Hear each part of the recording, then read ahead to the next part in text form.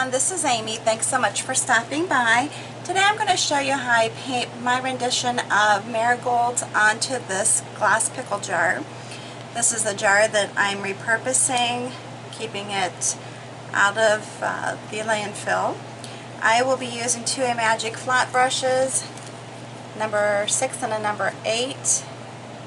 These are long brushes. Not a big fan of the actual the length of them, but I do like the brushes themselves. Alright, then I'm going to be using a number 4 Deerfoot Stippler and a 3/0 round brush by Princeton. Paint I'm using on this design is Thicket, Fresh Foliage, Autumn Leaves, Moon Yellow, and Engine Red. I've already gone ahead and cleaned off my bottle, and what I recommend too is that before you paint on glass that you actually go over it also with rubbing alcohol, just to make sure that you get off all the oils and debris. Alright, so I'm going to begin actually with sticking my brush, double loading it, using the Engine Red, the yellow, and then I'm going to tap the red side into the Autumn Leaves, just to give it more of an orangey look, as I wasn't happy when I did this design. It was too red, so we're going to give that a try. Very simple. Let me kind of turn my jar, because I know I'm left-handed, and sometimes it's hard for me to do this and have you actually see the design that I'm painting because of my hands being in the way. Alright, so I'm just going to start my first row and just go around and just wiggle my brush some. You know, the petals, you know, you don't want them to be smooth around the edges. So you just want to wiggle your brush some. These don't have to be real precise. And I like to have them with a little bit of looseness to them. And I'm sorry if you hear my dog crying in the background. We're having a storm right now and she's not very happy about it. I apologize, but not sure what to do with her during this. So then I'm going to go over it with my next set of petals. Sorry. I always want to say leaves instead of petals.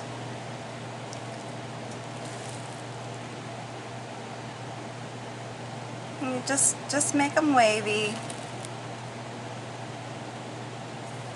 You don't have to have too much like this one. I probably have too much paint at this point on here.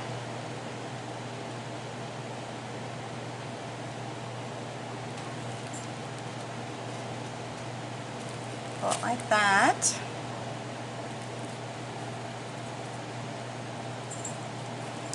Alright, so then we're going to just keep going.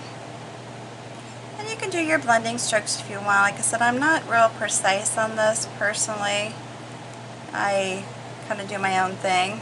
I see that I'm off the screen here. Sorry about that. You just kind of just wiggle your brush as you're painting it. Just bring it up and down, pushing it down, and bring it around. You know, the attempt is to have 3 layers on this particular flower. And you can color in the center if you want. You're going to be painting the center anyway, so it's not that big of a deal. I'm going to try to do this small because when I was doing this before, I'm doing it and I rolled it over and messed it up, of course. I'm really good at that.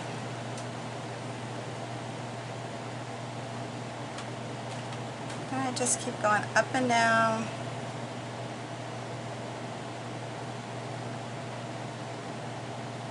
Well, it's a lot of fun. And then I'm going to go over here and do the same thing, and I'm just about ready to roll it in there again. And it's basically the same design for this flower. Very ruffly. Just bring it up and down. If you feel like you need to have it thicker, because the more opaque your project is, the better durability you will have, you feel more than free to paint over it again. I'm not going to do that in this case. I'm just going to leave it as it is. I am going to take my Deerfoot Stippler, pounce it into the moon yellow, and then I'm going to come into the center and pounce it, just like that. Then I'm going to pick up some of the Thicket, come in here and pounce it into the center, just like that. Actually, I want it to be a little bit more distinguished. And then you can do one of two things. I'm picking up the liner, or not liner, but it's a kind of a really small round brush. And you can come through and just do pulls from the center. And this is just primarily pulling the paint out from the center. I did add a little bit of paint to the brush, but not a whole lot. Then I'm going to come back over it, pull in some yellow. If you feel like you need to have another color in here, you can. Or if you want to add some dotting to it, you can do that as well. Again, what I'm doing is meant to be very simple for beginners to learn to paint. It is not meant to be difficult by any means. I like to do this kind of stuff just to encourage people to be creative. Alright, so I have that. Now I'm going to take my number 8, a magic brush, and I'm going to double load it. Probably more triple load it. I'm going to use the Thicket, the fresh foliage, and the yellow. And I'm going to come in here now. Typically I would have this with stems for each flower, but because the space is so small, I'm not going to do that. I'm going to put my little piece here that will add it onto the stem. That's how I'm putting it together. It's a little, I don't know why I keep scraping off the paint here, because I don't want it to be too thin either. It's my main thing. But then you do little pulls down into it, which would be fine, and go like that. And then you can pull your stem down again if you need to. Then I'm going to come over here and do the same over on this one. Once again, I'm going to pull a stem down. Now you could go without putting a stem in because the space is so small, just add leaves. That would be fine too. But I've chosen to add the stem to the design. And if you feel like you need to round this back out again, you can do that.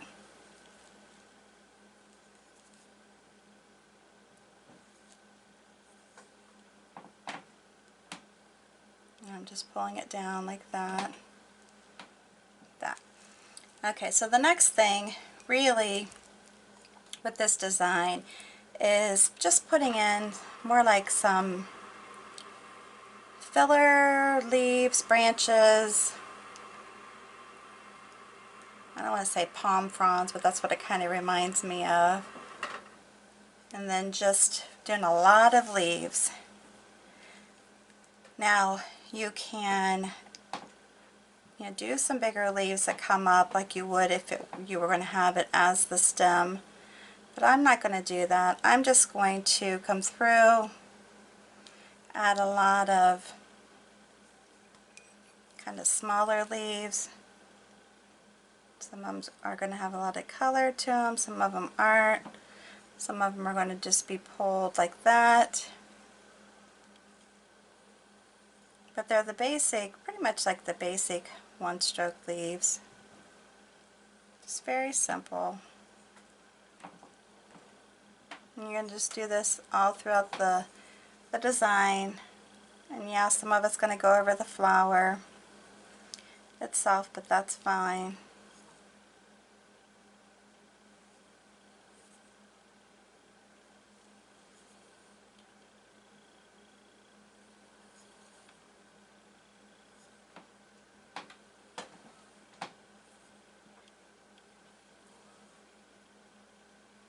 And then you could pull if you want to have it to where like some of this is coming, just coming out without any greenery on it. You can do that too. Either way is fine.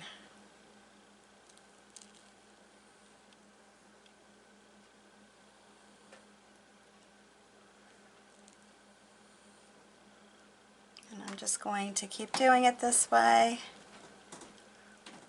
And I pulled in some yellow from the flower, which is fine. When you have when you're doing wet on wet, it's very easy to pull in some other colors from what you've already painted. If that's a problem for you, you don't like that, then I would recommend giving some drying time between each layer that you do, just so that you're not continuing to mix the colors.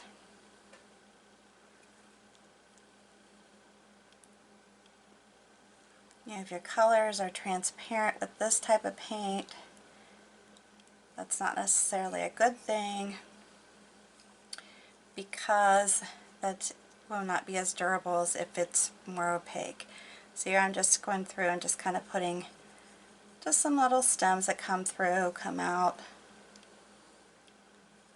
from the piece that are not actually leaves. They're just little poles.